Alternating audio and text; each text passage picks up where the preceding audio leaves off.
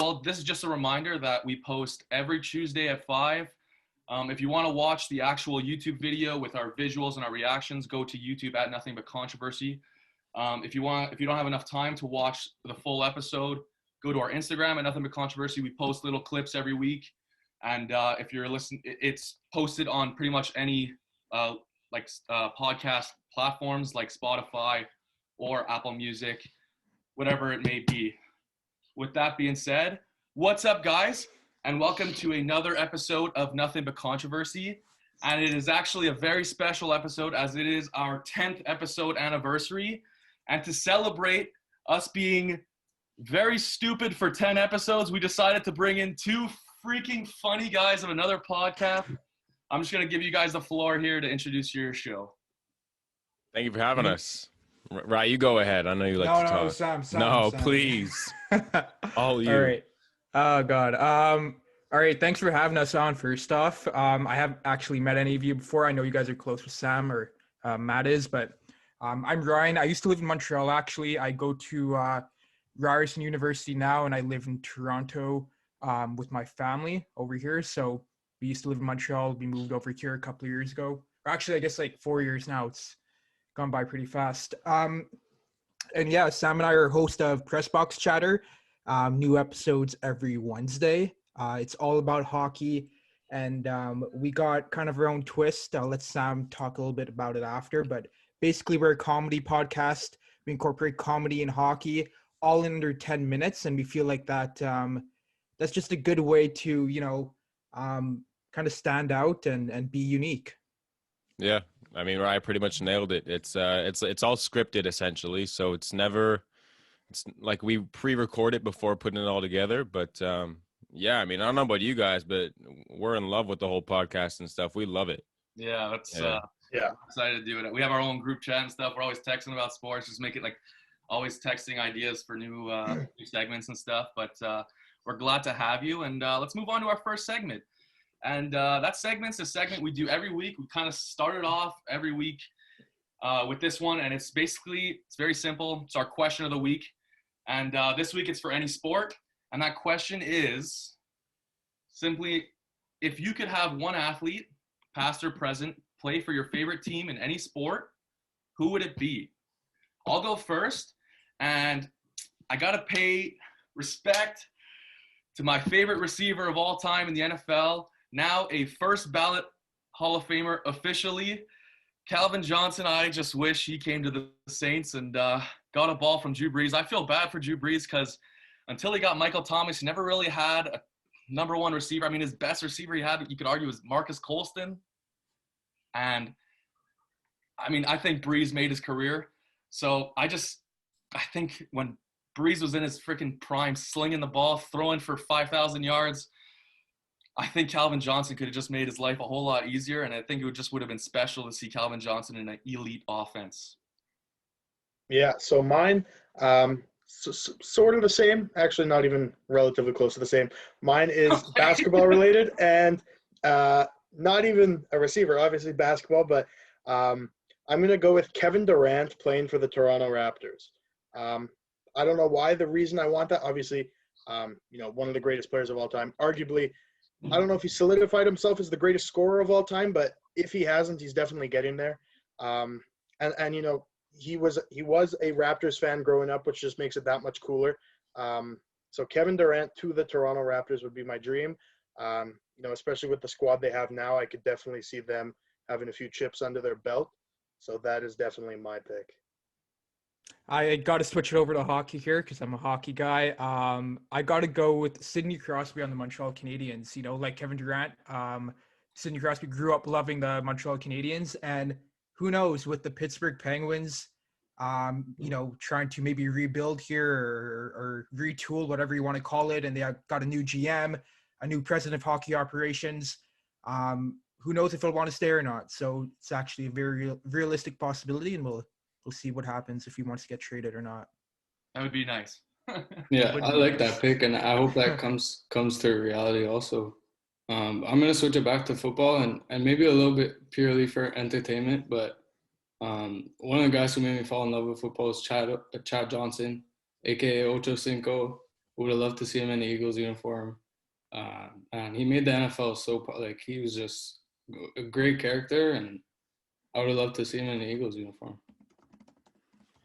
I'm going to switch it right back to hockey here. But first, Dawson, I feel like Kevin Durant was probably a big reason the Raptors won their championship. That's given true. He wasn't true. able to play for Golden State.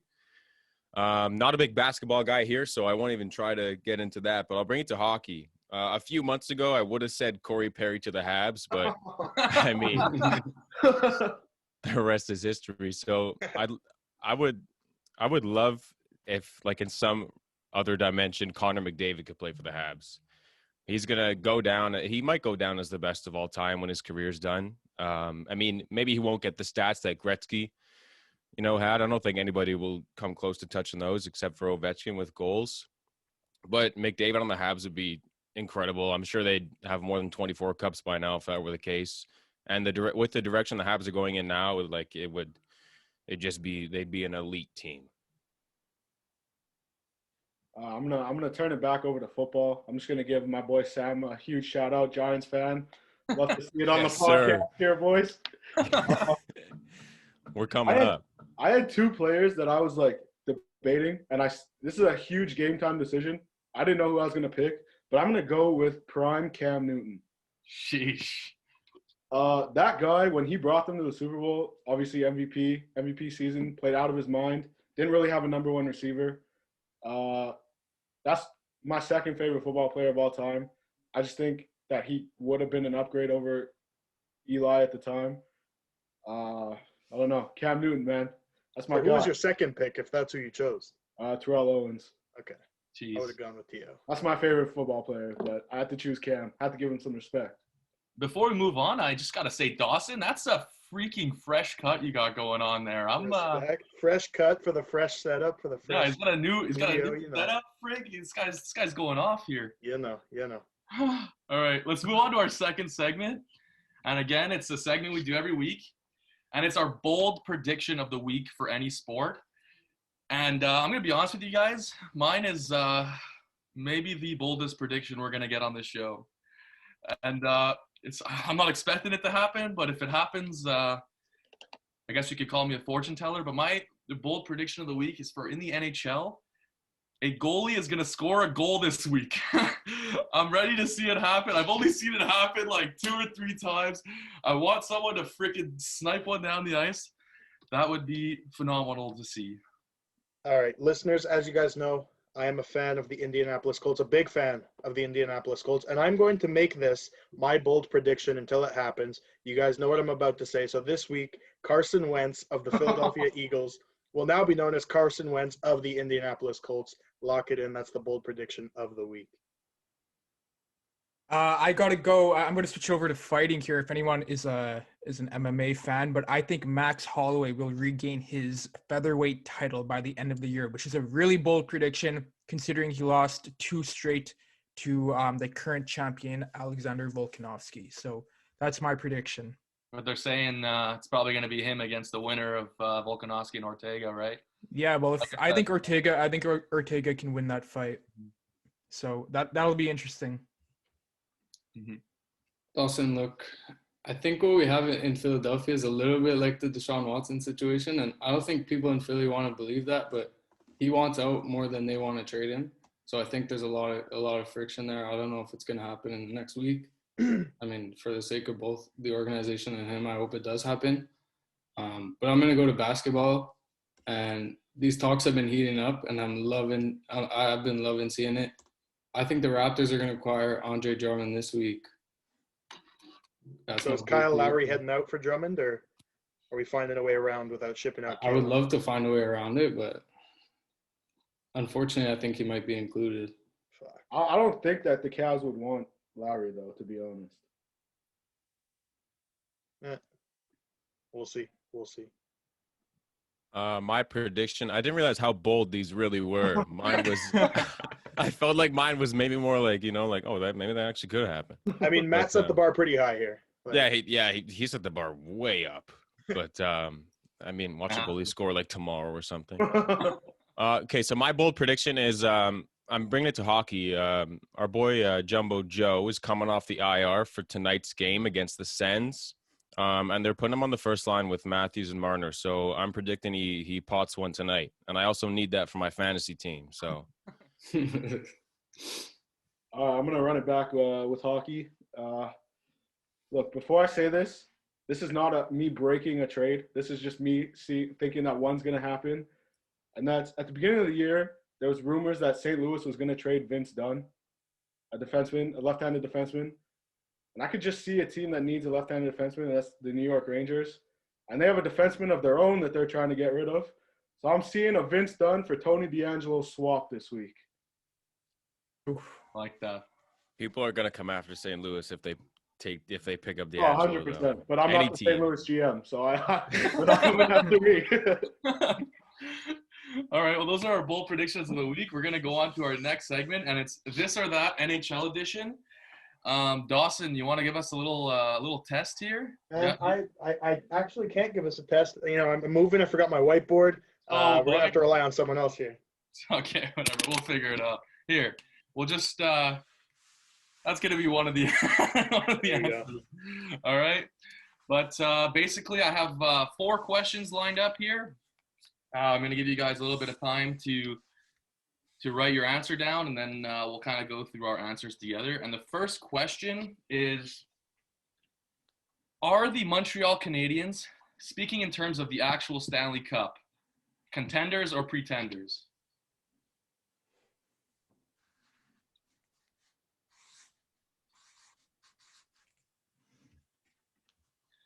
Let me know when you guys are good. I'm good to go. Good too. I'm good. Here we go. Oh, I think mine's backwards. Oh, no. You're good. It All appears right, backwards. Oh, it appears backwards for you, eh? Yeah, so everyone except for Shane and Cam had contenders. I'm going to tell you why I have them as contenders. And I've seen what they can do at a high level. And if they could figure out their dream lineup with their dream lines, and if they could roll their lines consistently all year, keep giving Carey Price his rest and whatnot, I think any decent team with a Carey Price playing as he can, like at his best, I think any team that's decent has a chance to win the cup. I think I've seen Carey Price get to the conference final with a worse team than he has right now, and you could argue they could have made it to the Stanley Cup final if Chris Kreider didn't smoke him. I have them, and this may be a hopeful thing. I think that there are better teams in the league, but I definitely think they are contenders, so to speak. I mean, when you look at their division, they're contenders. And that's what it's all about this season. Doesn't matter about the other team. Once you get to the conference finals, anything can happen. And the only team they have to worry about in their division, in my opinion, are definitely the Toronto Maple Leafs, and then maybe the Winnipeg Jets, maybe the Calgary Flames. But even then, I think they're a step ahead of them. Yeah, look, I'm gonna leave the hockey analysis to Ryan and Sam because that's their forte. But me in my right mind as a Montrealer, I can't write pretender on that paper. I had to put it, even if they were brutal like some of the years past, I had to put contender just because I'm a Montrealer. Shane and Cam, you guys have some Listen, answers.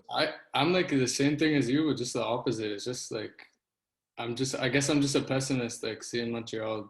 I don't know. Look, in the division, I agree with you, like 100%. They look like they can come out as easily as anyone else, but I don't know. I don't see a cup in like this year. No way.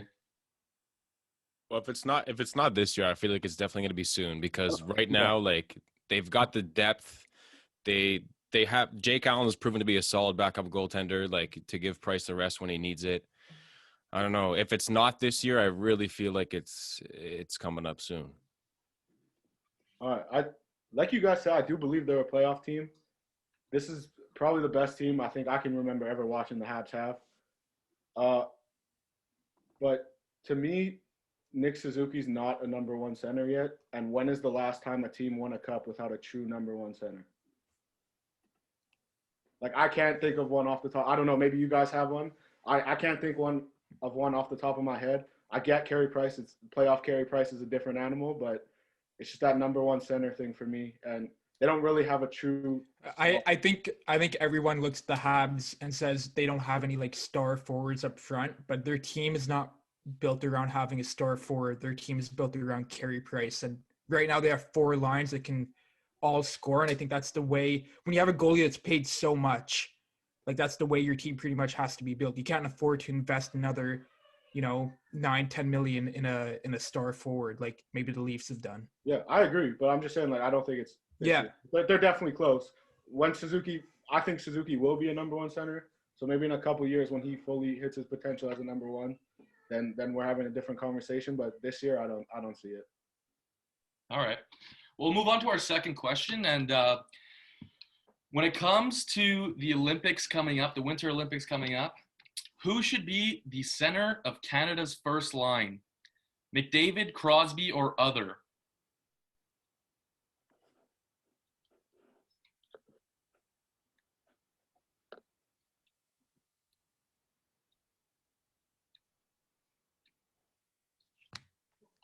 Let me know when you guys are good. Good. Yeah. All right. Okay. So we all went with McDavid. No brainer. Yeah, I think so too. I guess the only way you could have argued that Sidney Crosby should have been there is because of the experience. I mean, he does have one of the most important goals in Team Canada history. He's probably going to be the captain, right? But I have McDavid. I think I'm just assuming that McKinnon's probably going to be on the right wing on that line.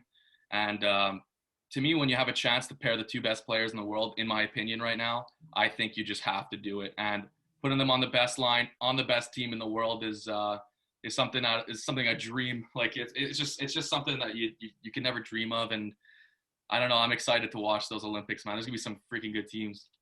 Yeah, I mean, like Sam said at the beginning of the show, Connor McDavid can very likely go down as the best player of all time. I think Crosby's definitely up there too, not taking anything away from him. But there's no doubt in my mind that McDavid is the better player now, the more explosive player now. So I don't think you can't have him on the first line. Look, like you kind of touched on it, like the center, like McKinnon and McDavid. I don't really think there's going to be positions on the lines. Like I think like McKinnon's going to take, if they're on the same line, McKinnon's going to take the face-offs on his strong side. McDavid's going to take the face-offs on his strong side. So I don't really think it's going to be like kind of positionless hockey. So, but that, like I went with McDavid because I think he's going to be on the first line. I think he's the best player in the world. I think Canada has the best 2 players in McKinnon and McDavid. So I feel like they're just going to swap playing center, like I said. So. Does anyone else have anything to add to that or no? There's not really much to say. Like we all touched on it. He is the best player in the world. There's not and I agree with Shane too. I don't think it's going to matter that much. Like, not as much emphasis is going to be put on like having really laid out kind of roles for every line, but I do think he will be the first line center. Okay. It'd be ridiculous not to have him as the first line center. It's like putting like Gretzky on your wing. Like it's just in 2 years. You got to remember it's in 2 years. Also, like everyone's going to be like Crosby's going to be 2 years older. Bergeron's going to be 2 years older. There's no one else would replace him. All right. Well, I guess we'll move on to our third question, and it's staying with the Olympics and staying with Team Canada, and it's who should be the starting goaltender for Canada? Carey Price, Carter Hart, or other?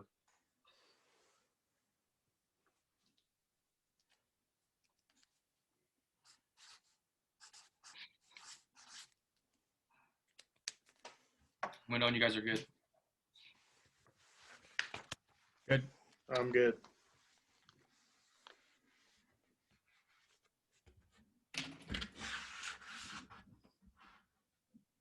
Okay, so everyone took Price except for Cam. Cam's lone wolf winner. I'm gonna let you start it here.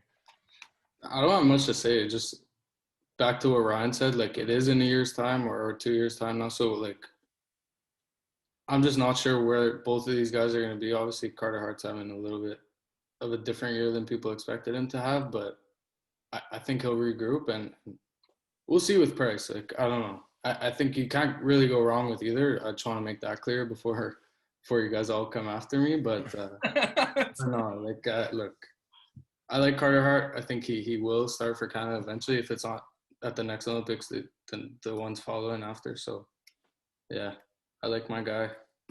I was pretty close to putting Carter Hart as well, just because Price will be. I think he'll be 35 by the time the Olympics roll around. Carter Hart's still he's still developing and getting better with each year. If Philly's a good team, I think he's going to be the backbone of that franchise. I think he's going to be the Price of Philly that Price is in Montreal right now eventually. So I mean, I agree with Cameron. I think at the following Olympics, it's probably Hart's spot to lose, but the upcoming Olympics, I'd have to go Price. Mm-hmm. I think. I mean, obviously, it's coming off as bias because Price is my guy. I've loved Price my whole life, but the way I see it is also a thing that comes into play is who do you think that the players are going to trust to be their keeper more, right? Do you think it's going to be a guy who's already won a gold medal, freaking shut out whoever's on the team because they're playing with the best players in the world? Okay, but still, right? They shut out the U.S., they shut out Sweden. It's not like he wasn't stopping those pucks too, and those are It was also cute. 5 years ago. Yeah, but it was 2014, whatever. But these are huge older than stops. 5 years ago. Okay, but still, he's still playing at a high level. You saw in the playoffs last year, he was playing out of his mind. If he plays like that, he's the best goalie in the world. And to me, I think you have to put Price. Experience always matters, and a guy who's comfortable, a guy in those situations, you have to put him there. Yeah, like you said, Matt, it's, playoff Price is a completely different animal. And, the Olympics are pretty much playoffs 24/7. Every game is super important, and that's when Price comes to play. So that's why I had Price down, and I would absolutely stick with that. I was with Sam on this one. I was really, really close to putting Carter Hart. But because Carey Price has been there before, I think he's going to start the tournament. I wouldn't be surprised, however, if Carter Hart finished the tournament. I'd be very surprised, but okay. We'll move on to our last one, and it's kind of more of a funny one, but it's who's the uglier dude? Is it Brent Burns or Milan Lucic?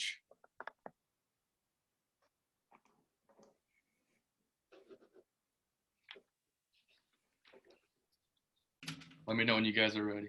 Yeah. All right. I just want to say, on paper, Brent Burns is definitely uglier. Absolutely uglier. Hang on, though. For everyone listening, Shane is the only one who took Brent Burns. Right. And he's right. He's right in a sense because, again, on paper, he's way uglier. But I've spoken about this with football players. Milan Lucic just has a face you want to punch. Oh. And, I can't get over that. I cannot get over that. Him and Brad Marchand have the most punchable faces in the NHL. And Brad Marchand. And I can't get past that. So, again, Shane, you're right to say Brent Burns because he is uglier. But Lucic, man, I can't. Yeah, just the fact that just growing up as a Habs fan, seeing Lucic torment us all those years, I can't look past that, and he is really ugly. So any opportunity I get to slander him, I'm going to. So as soon as he put in those frosted tips, it was over. For me, it's the nose. I can't deal with Milan's nose, and it's his helmet. His helmet doesn't have a visor. He's just such a goon. He's such an ugly dude, man. He reminds me of he's like the Draymond Green of the NHL. He's such an ugly dude. He just pisses you off, He's that guy. I feel like Brent Burns is also a sweetheart. Yeah.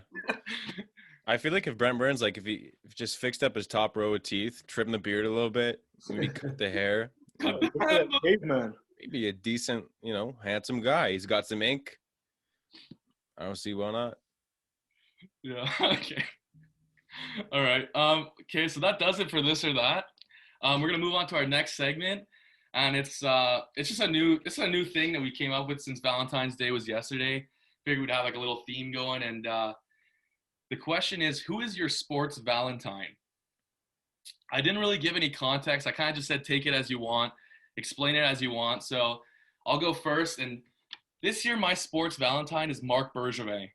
And the reason it's Marc Bergevin is because this is the first time like I've always been a Habs fan. I've always watched their games, but this is the first time that I'm so excited every single time they step on the ice just to watch them play because they're that good. Like they have a chance to win every single game. They're playing at a high level right now, and it's Mark Bergevin's fault, man. This guy made a bunch of freaking moves that changed the entire like image of this team, and the guy's got a nice flow going too. I gotta say, so that's why he's my Valentine this year. All right, so mine is really random, but it just goes off who I think would treat me best on Valentine's Day, and that is of the Dallas Mavericks, Mr. Boban. He's so lovable. If you guys don't know who he is, Google him, and tell me he just doesn't look like he would treat you great. So, Boban, you will absolutely be my Valentine. I have to go back to the Montreal Canadiens here, and I'm gonna go with Josh Anderson. I love Josh Anderson, man. I look at him, I'm like, it's almost like this guy's too big to be a Montreal Canadian, you know? Like I don't feel like we're used to having like big guys on our team. We've never been known as a big team.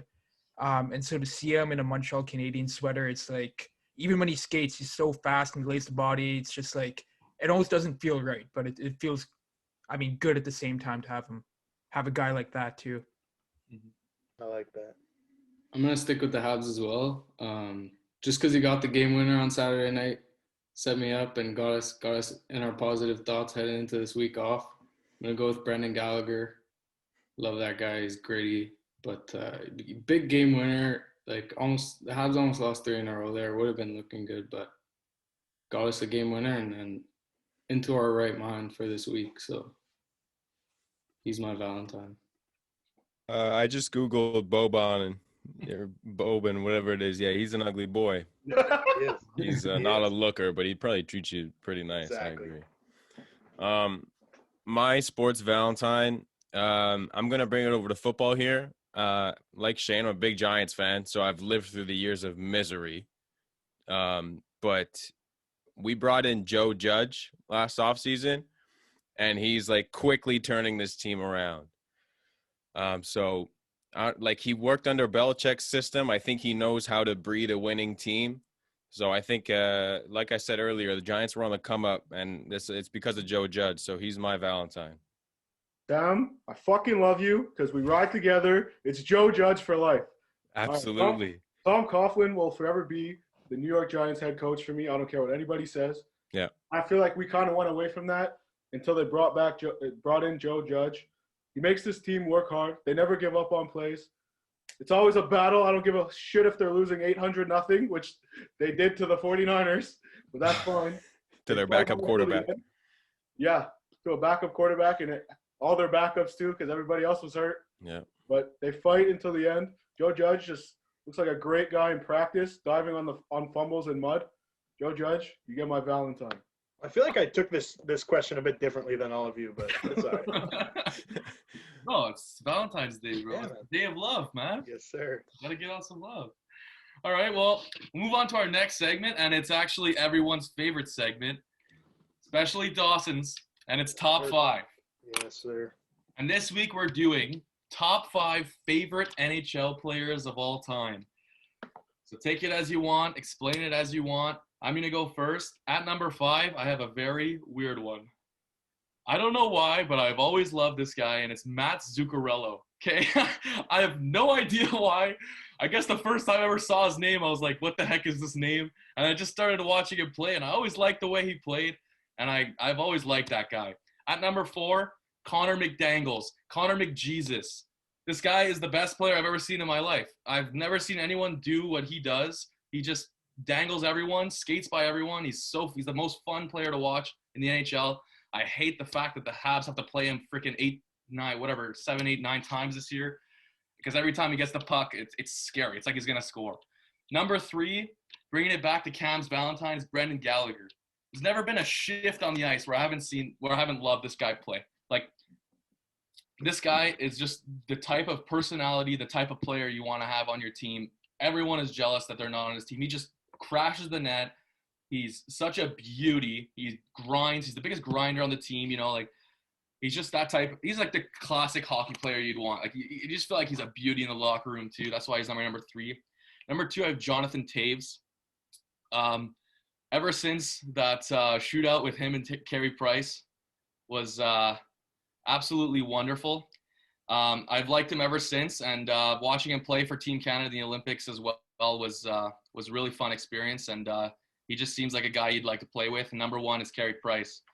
It's been Carey Price ever since he started playing for the Habs. I was so happy when they made the decision to keep Price instead of Halak, and he's impressed me ever since. I'll never waver from that guy. He's my number one.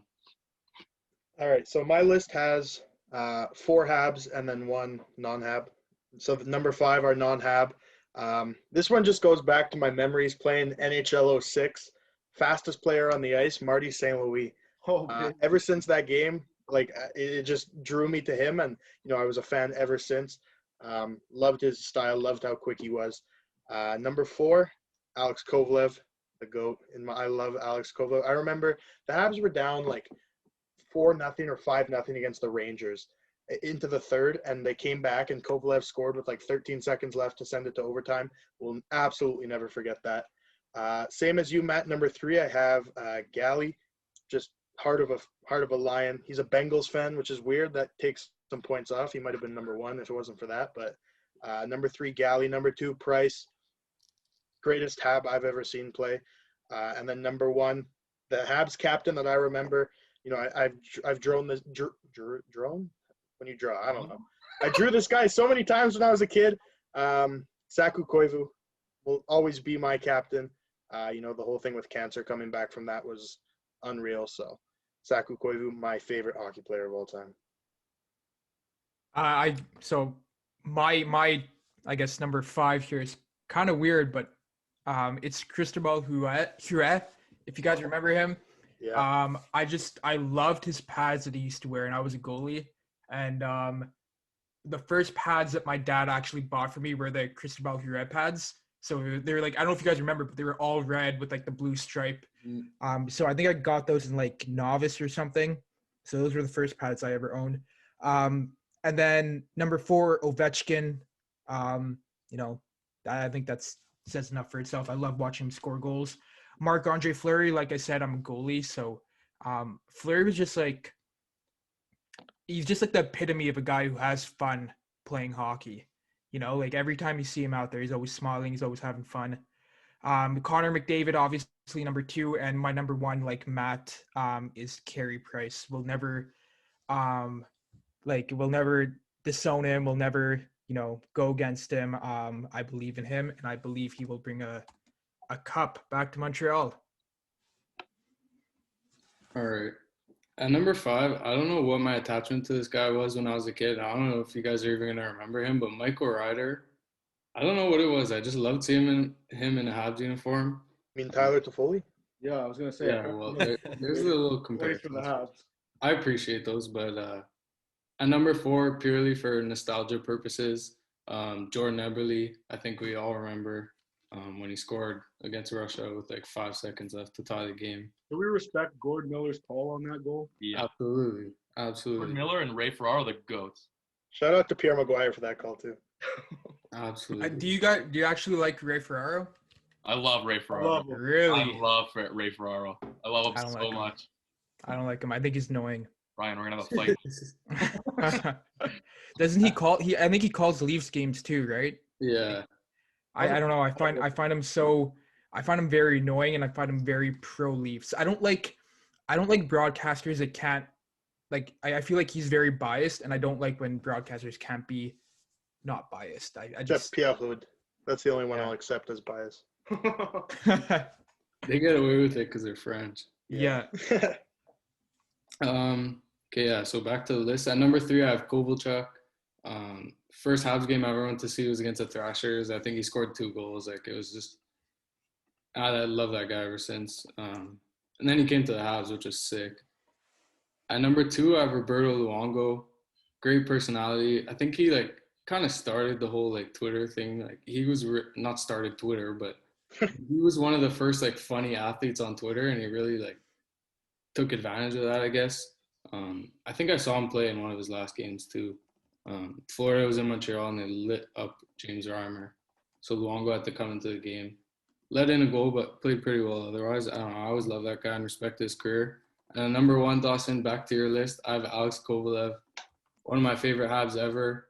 I think he was the first hockey card, like trading card I ever got as well. It's like I have his little patch from his jersey and an autograph on there. So I think that's pretty cool. And yeah, always loved him.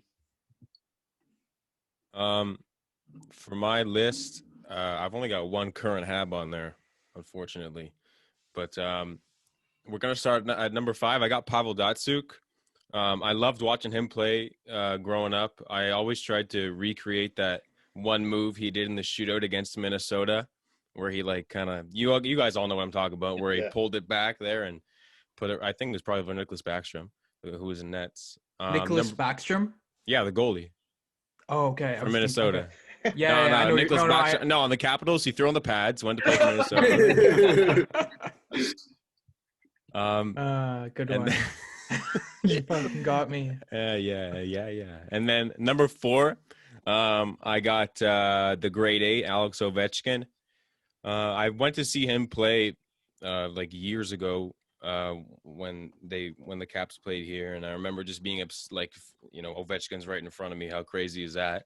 Guy who's gonna go down as one of the best players all time. Number 3, I got Kovalchuk. I went to see him play. The Thrashers were playing in Boston, and I don't know how I ended up at that game, but I saw Kovalchuk live, and to see him play live was really cool. He's always been a really skilled player, and he posts nice stuff about his family on Instagram, so good family man. Number 2, I got this one's really out of left field, Daniel Carcillo. I couldn't tell you why, but like back when he played for when they were the Phoenix Coyotes, I was obsessed with him because he would just rack up the penalty minutes. That's when fighting was a little bigger in the game, so he was always fighting. He was always like he would lead the league in penalty minutes by a landslide. I just found that so cool for some reason. And number 1, let me introduce you to my good friend behind me, Mr. Corey Perry. Corey Perry, he's the reason I got into hockey, and I don't know why. I just stumbled upon like Perry highlight videos or something, and I became a Ducks fan for like the first, I don't know, probably 13 years of my life. I was a Ducks fan, and it was because of Corey Perry, and now he's on the Habs. It's everything's just gelling together.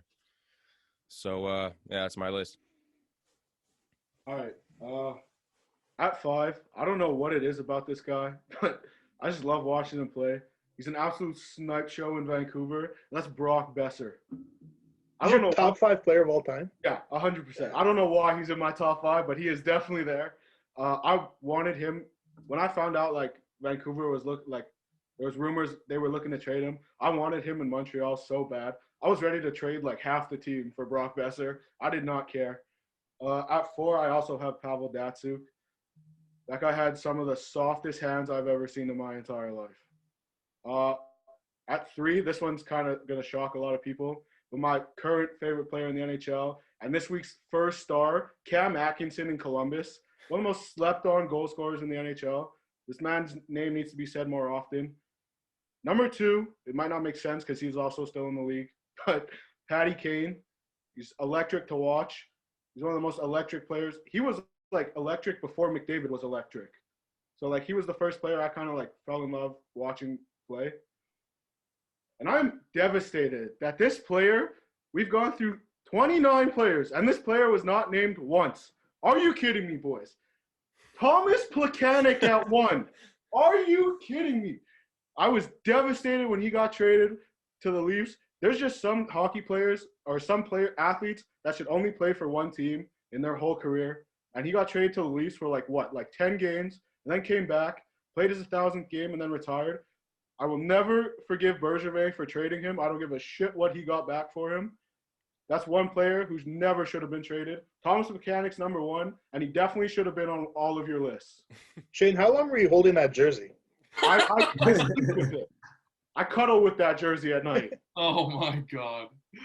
All right. Well, that does it for top 5. And we're going to move on to our last segment of the day. And this is the segment we end off every episode with, and it is our lock of the week in terms of betting for any sports. So if you're a listener and you're trying to make some money, maybe take our picks into account. But out of nowhere, for the first time, we're going to be talking about soccer here. And the Champions League comes back this week. And you guys know I'm a huge Cristiano Ronaldo guy. So Wednesday, I have Juventus beating Porto in the first leg of their round of 16 game. And I have Ronaldo to score a goal in that game as well. That's my lock of the week. Book it. Well, my lock of the week is that the Habs go undefeated this week. No. But in all seriousness, on Wednesday night, I have the Flames beating the Canucks. Yeah, you know what? I actually I didn't look into this, but I'm gonna make a wild prediction off the top of my head here. I say Ottawa beats Toronto tonight. I think they're 6.5 over or something like that. I think they're gonna beat them. That would be nice. That's my lock. Hey, as long as Thornton scores, man. I'm gonna go a little bit off the board here. We got March Madness coming in a little less than a month. So Oklahoma plays Texas on Wednesday night. Give them the dub. They beat them once before. Anytime Oklahoma's basketball team is playing well, I'm watching. So give Oklahoma the dub against Texas on Wednesday. Book that. All right. I got so Austin Matthews, he's leading the league with 11 goals right now, but he's been a little dry the last few games. I don't know if he'll pot one tonight, but I'm predicting he puts 2 past Carey Price on Saturday night. He's itching for it, so he's getting 2. Why is that more bold than your bold prediction? I don't know, man. I feel it. You willing to put money on that, Sam? I'll put my car on that. Oh, baby. They might need a Jetta. All right. I was going to run with the same lock of the week I had last week, Mr. Saturday night, playing the Leafs, winning against them. But then I found out the Habs were wearing the reverse retros, and I am not calling them to win as a lock of the week in those unis. So I went Wednesday, February 17th. The Nuggets play the Wizards. Nikola Jokic, double-double. All right. Well, that does it for our 10th episode here at Nothing But Controversy. I'd like to give a quick shout-out and thank you to our friends Ryan and Sam at Pressbox Chatter. Go give them a listen. Go give them a follow all over those social media platforms. Oh, I'm getting a call. Okay. Wait. Every week. Hang on. Okay. But yeah. They post every Wednesday. So be on the lookout for their post. But since this is Nothing But Controversy, just want to give you a little reminder that we post every Tuesday at 5 p.m. all over social media platforms. If you want to see our YouTube visuals, go to @NothingButControversy on YouTube. If you just want to see the little clips on Instagram, go there. And if you're just listening in the car or something, go to Spotify or Apple Music to get our podcast. But anyways, have a wonderful day. Later. Thank you for having us today, boys. Thanks for having us. It was a blast.